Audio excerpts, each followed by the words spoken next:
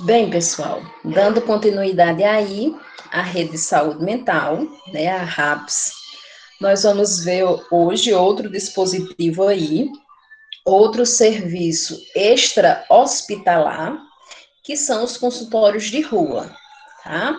Os consultórios de rua, ele não são nossa realidade, tá? Ele é uma realidade dos grandes centros, né? Mas talvez, né, a gente saia aí para os grandes centros e daí nós temos esse serviço, tá?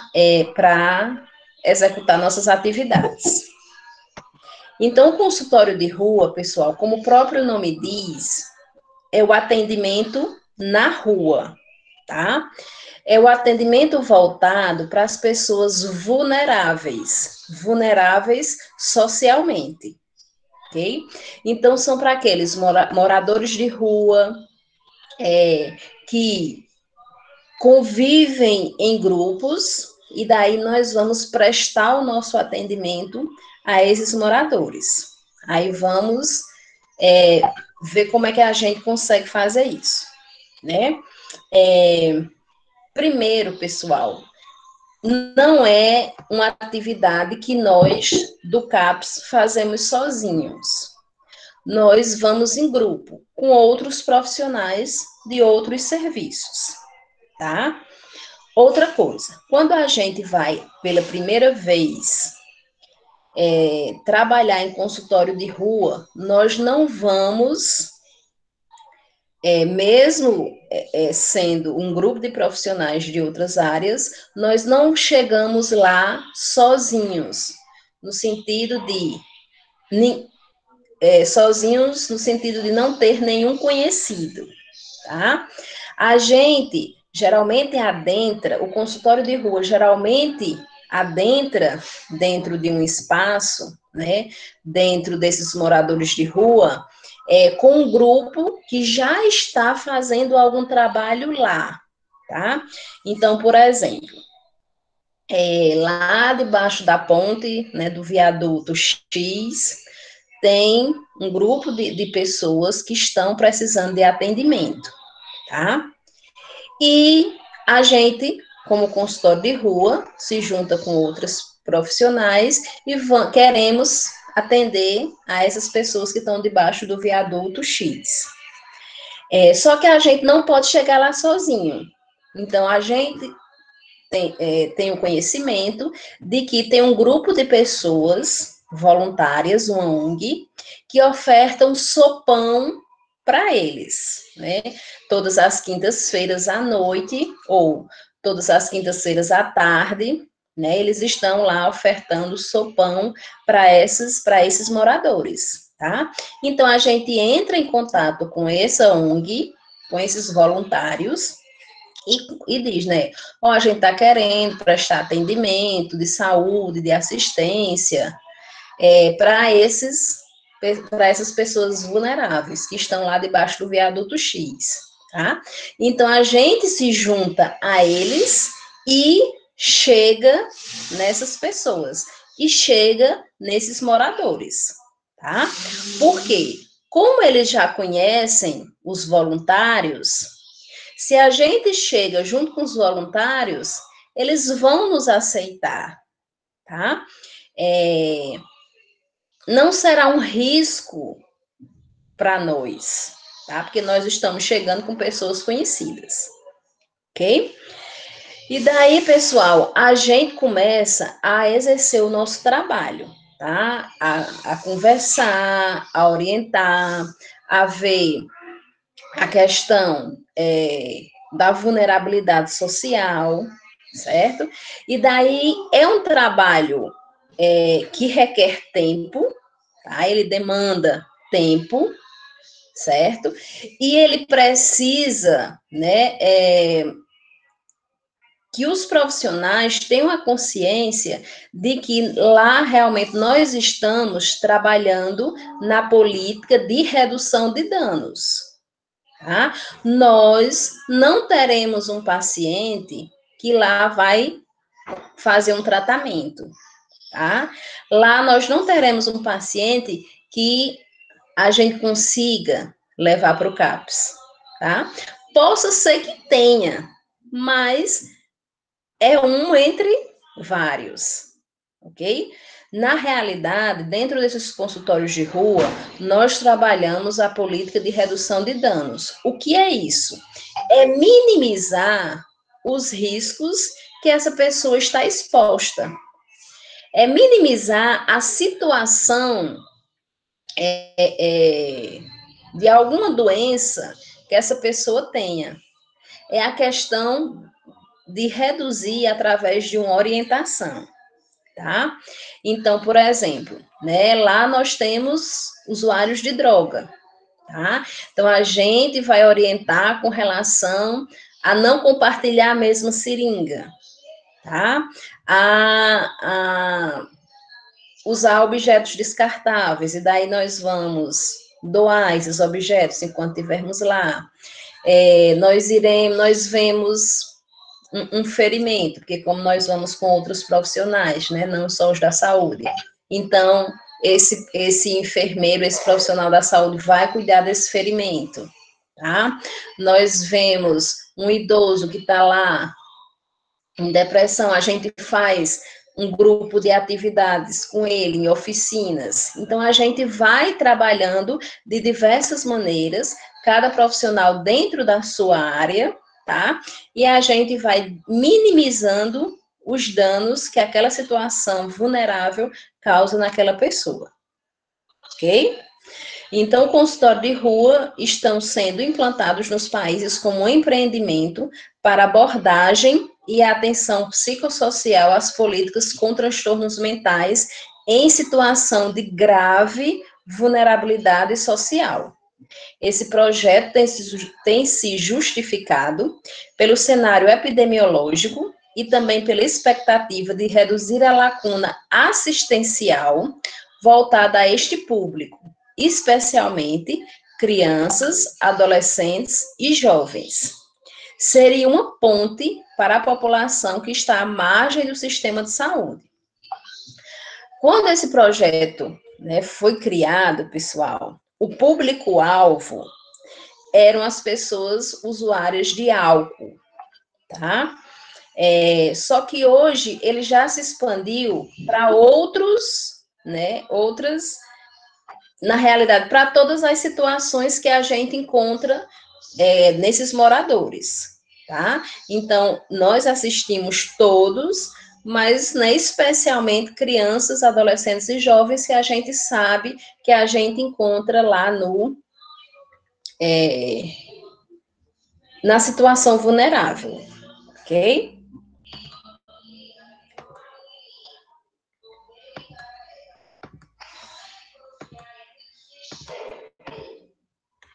Os consultórios de rua surgem na lógica do serviço substitutivo do SUS, ao adotar a redução de danos como estratégia de aproximação e cuidado no espaço da rua, com o intuito de gerar ações integrais de promoção da saúde, de prevenção das doenças e agravos e de cuidados primários, articuladas com as diferentes redes sociais de apoio, tá? Então, como eu disse para vocês, não somos só a equipe de saúde mental que vai fazer esse trabalho de consultório de rua, tá? Mas são todos aqueles, né, dispositivos, estratégia, pessoal da assistência, tá? Pessoal da educação, outros voluntários que vão prestar esse serviço, tá certo? E essa questão, pessoal, da política de redução de danos, ela acontece, aí eu abro aí um parêntese, né?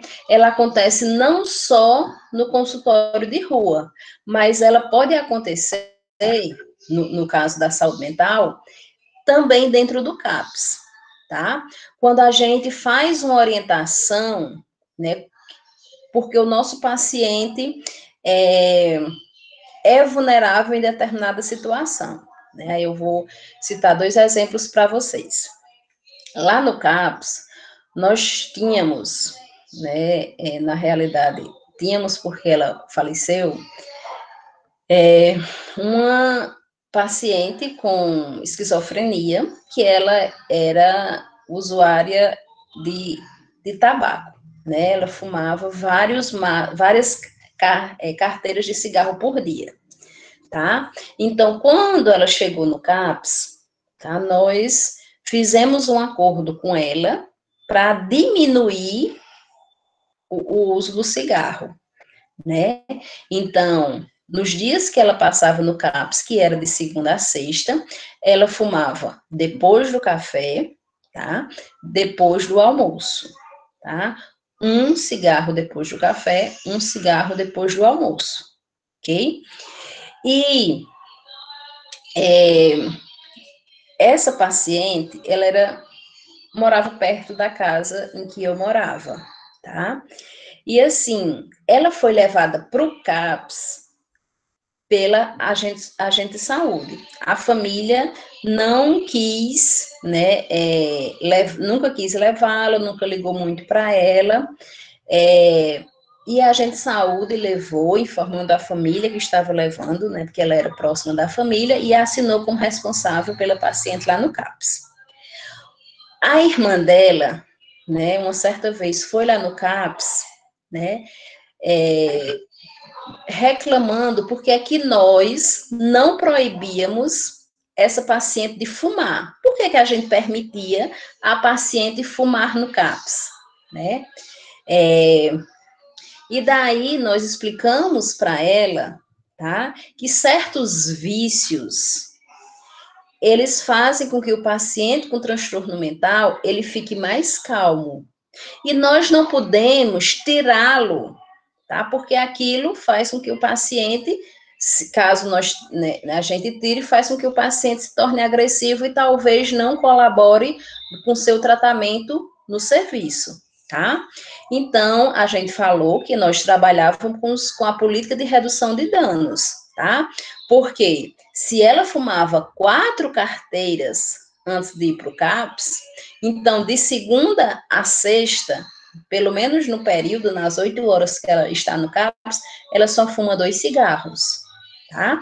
Então, nós não podemos tirar da paciente, porque ali ela pode entrar em crise e pode ficar em crise todo o tempo que ela está em abstinência do cigarro, tá? Mas a gente trabalhou a política de redução de danos, diminuindo o que ela fazia de mal em excesso, tá? Então, assim, muitas vezes nós somos questionados pela família, né? Por que é que a gente não faz isso? E nós temos que explicar o nosso papel, tá certo? Então, a gente trabalha na política de redução de danos e diminuímos, né, o número de cigarros dessa paciente, tá? Infelizmente, ela já tinha complicações pulmonares e passou mal no próprio CAPS, levamos para o hospital e depois de 2 dias de internação ela veio a óbito, tá? Mas já por complicações pulmonares que ela apresentava. E temos outro caso, né, que nós tínhamos uma paciente que, não me recordo o diagnóstico dela, mas que ela tinha uma vida promíscua, tá? Ela tinha vários parceiros, ela morava sozinha, tá? Tinha como responsável o sobrinho, mas o sobrinho não morava com ela, era uma casa alugada que ela morava sozinha. E daí ela nos relatava que tinha diversos parceiros, ok? Então, nós, principalmente nós da enfermagem, né, orientamos a questão do uso do preservativo, nós dávamos o preservativo para que ela usasse, tá? Orientamos como usar, ok? E orientávamos a ela a não ter diversos parceiros, tá? A ficar com um parceiro, ok? Então, com isso, nós também trabalhamos a política de redução de danos, né? Que além das doenças, tá? Uma possível gravidez, ok? Que isso, né, para a paciente que tinha um transtorno mental grave, volta e meia ela tinha crises, então como é que ela iria fazer uso da medicação durante a gestação, tá? Então, nós trabalhamos aí na política de redução de danos também com a orientação do uso do preservativo e a questão do número de parceiros, tá certo? É nesse intuito que a gente trabalha a política de redução de danos, tá? E dentro dos consultórios de rua, é isso que nós vamos fazer. Se a gente chega para prestar o atendimento de consultório de rua, né, numa Cracolândia, né, ou num local mais ou menos parecido, a gente não vai chegar lá dizendo que eles não podem usar drogas, tá? A gente não vai conseguir tirá-los, né? Porque o meio que eles convivem é aquele, tá? Então a gente vai orientar diversas maneiras, tá? Que eles se cuidem, tá? Se cuidem mais para evitar maiores danos à sua própria saúde, tá? Esse é o intuito maior dos consultórios de rua, tá? Não é de reinserção social, porque eles já estão inseridos na sociedade, ok? E que lá nós temos vários tipos de público, não só pacientes com transtornos mentais, mas né, outros tipos de patologias, outros tipos de vulnerabilidade. Tranquilo?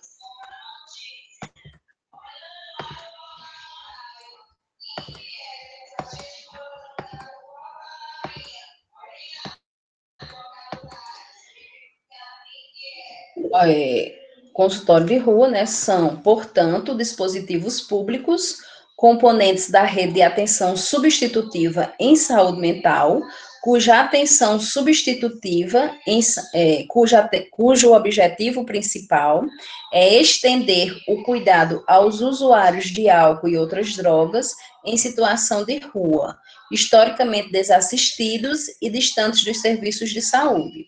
As ações de promoção, prevenção e cuidados primários são realizadas fora do ambiente institucionalizado, tá? Então, veja que esse atendimento é feito no local deles, a gente não leva nenhum paciente para nenhuma instituição, né? Então, se é feita oficinas, é lá no local, tá? Então, a gente vai, imaginem vocês que todos os profissionais vão no micro-ônibus, tá? Vão numa Topic, e lá nós nos juntamos com outras pessoas que estão fazendo algum serviço voluntário lá, e a gente começa a ficar inserido naquele meio. Outras vezes que nós formos lá, nós já somos conhecidos por eles como pessoas do bem, né, como pessoas que não irão fazer mal para eles, então eles já irão nos aceitar, tá? E dali a gente começa atendimentos, né, o enfermeiro pode estar fazendo curativo, cuidando, né, de uma situação ou de outra, dentro do próprio micro-ônibus, dentro de uma, né, de uma ambulância, mas tudo tem que ser no local em que eles moram, tá? A questão das oficinas, a questão das orientações, as questões das conversas, tudo tem que ser lá no ambiente em que eles estão, ok? Então, pessoal, assim, para desenvolver este trabalho, né, realmente o profissional ele tem que ter esse, como é que eu posso falar? Essa virtude de encarar determinadas situações, tá? Porque nós estamos indo de encontro, né, a um grupo de pessoas vulneráveis, onde nós podemos estar correndo um determinado risco para a nossa vida, né? Seria é desafiador, né? Participar do consultório de rua realmente é para aquelas pessoas que têm essa característica, né? Seria como aqueles profissionais que vão, né, para esses países aí, né, fazer sem fronteiras, né? Profissionais sem fronteiras. É isso o nome? Onde eles vão realmente para um local, para um país, e lá eles prestam os seus serviços, né? Muitas vezes de forma insegura para os profissionais, certo? Então, os consultórios de rua têm essa visão, tá? Onde os profissionais, eles ficam muito expostos, tá? A situações dentre essas pessoas vulneráveis, né? Não são todos os profissionais que têm essa característica, né? Como é que eu posso dizer? Me ajudem aí. Essa disposição, tá?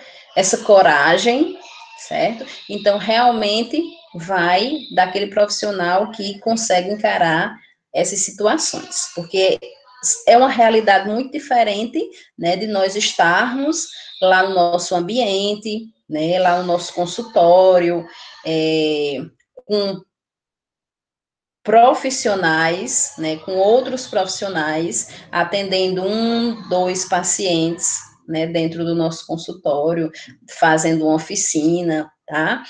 E está lá na morada deles, né, nós adentrarmos de pessoas que vivem realmente nessa situação vulnerável, nessa situação de perigo, que muitas vezes não tem medo, né, da situação em que vive, eles encaram mesmo, então realmente o profissional, ele tem que ter, né, além do profissionalismo, né, essa coragem de ir até lá, tá?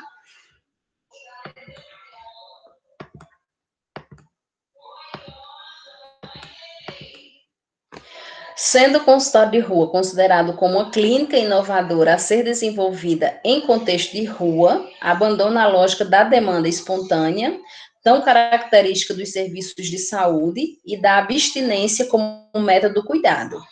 Para tanto, adota as referências da singularidade do sujeito, a integralidade do cuidado, a intersetorialidade das ações, a redução de danos, a atuação no território, a cidadania, os direitos humanos e o acolhimento, tá? Então, nós não trabalhamos com demanda espontânea porque somos nós que vamos até eles, tá? A gente já falou a questão, né, de que a gente tem que observar cada paciente de acordo com a sua vulnerabilidade, ok? Entra aí a questão da singularidade. Trabalhamos de forma integral, porque são vários profissionais de diversas áreas, tá? Então, entra aí a questão da intersetorialidade, da integralidade. Trabalhamos com a redução de danos no território do paciente, da pessoa, tá? Sempre acolhendo, tá? Então, por isso que nós vamos, a primeira vez que nós formos lá, nós vamos com um grupo conhecido para que eles nos aceitem e a gente possa acolhê-los dentro de cada serviço. Tranquilo? E daí, pessoal, nós vamos falar o nosso último serviço aqui, que é a UA, tá? Que é a unidade de acolhimento, tá? A unidade de acolhimento, antes, ela era chamada de CAT, C-A-T, que era Casa de Apoio Transitório, ok? Então, imaginem uma casa, tá? A UA, ela é um pouco parecida com a residência terapêutica, ok? Só que os pacientes que ficam na UA, eles são pacientes usuários de álcool e drogas, e eles não podem sair da casa. Eles ficam lá por um período de até 6 meses, fazendo atividades, fazendo oficinas, fazendo uso de medicamentos e sendo acompanhado pelo CAPS-AD, tá? Então, quem é que vai para o AT? Para o A, tá?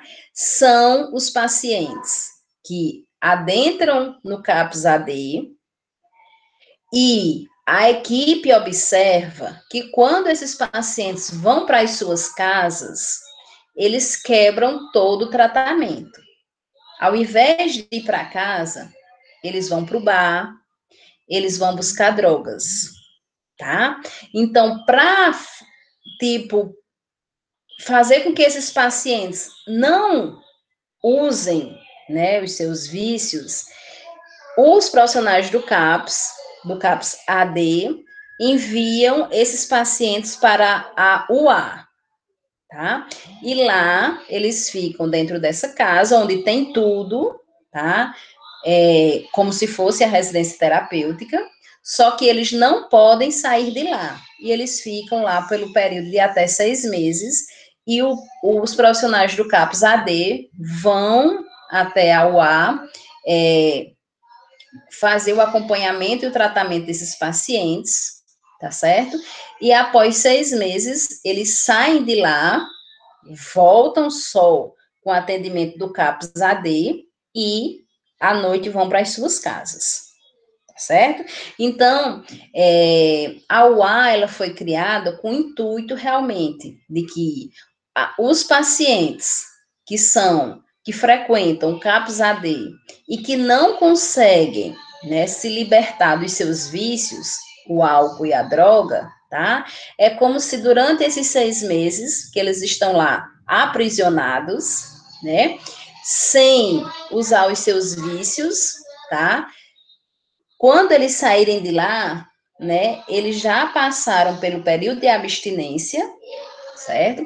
E daí eles não irão mais, né, usar os seus vícios, né, o álcool e a droga, ok? Então, a unidade de acolhimento, instituída pela Portaria 121 de 2012, oferece cuidados contínuos de saúde com funcionamento de 24 horas em ambiente residencial e objetivo oferecer acolhimento voluntário e cuidados contínuos para pessoas com necessidades decorrentes de uso de crack, álcool e outras drogas, de ambos os sexos, acompanhadas nos CAPs em situação de vulnerabilidade social e ou familiar, e que demandem acompanhamento terapêutico e protetivo de caráter transitório, tá? Esse caráter transitório, pessoal, por isso que antes eles se chamavam CAT, né, Casa de Apoio Transitório, porque, diferentemente da residência terapêutica, eles não moram lá a vida toda, tá? Eles passam esse período de 6 meses, ok? O período de permanência pode ser de até 6 meses, de acordo com o projeto terapêutico singular, né, de acordo com o PTS, que está sendo desenvolvido e discutido com o CAPS de referência, que é o CAPS AD. Há duas modalidades de UA, adulto ou infanto-juvenil, tá? Entre 12 e 18 anos completos, ok?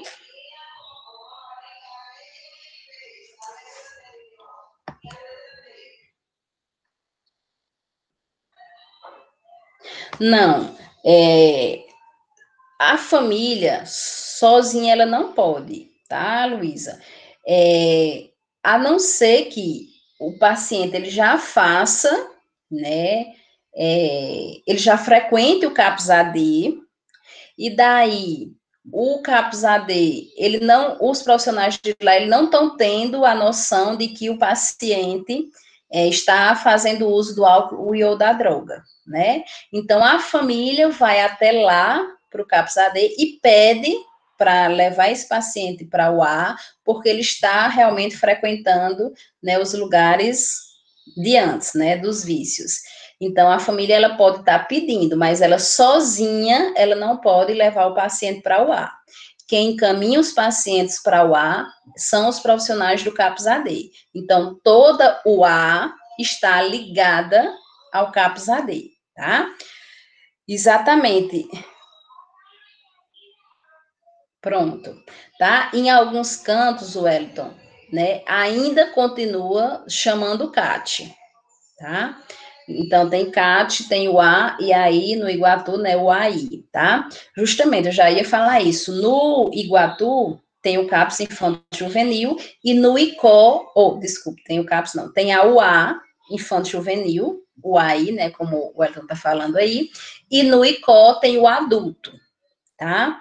Então, no ICO, nós temos uma UA de pessoas adultas, ok? Então, veja que a UA, o paciente, ele tem que estar ligado ao CAPS AD, ok? Os profissionais do CAPS-AD que vão dar esse suporte, que vão ver que é o momento desse paciente sair, porque não é obrigado ele ficar os 6 meses completos, é até 6 meses, tá?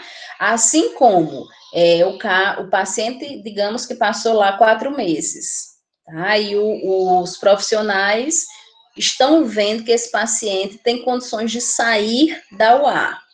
Então, ele volta para o acompanhamento só do CAPS-AD e à noite ele vai para a sua casa, tá? Digamos que com 1 mês, esse paciente voltou a usar drogas, tá? E daí, o acompanhamento do CAPS-AD não está resolvendo sozinho, tá? Então, o CAPS envia novamente, o CAPS-AD envia novamente esse paciente para o UA, tá? Alguém levantou a mão? Que eu não vi. Não, tranquilo? Ok, pessoal? E aí, nós terminamos os nossos serviços, tá? De rede extra-hospitalar. Tranquilo? Com relação a esses serviços, tá certo?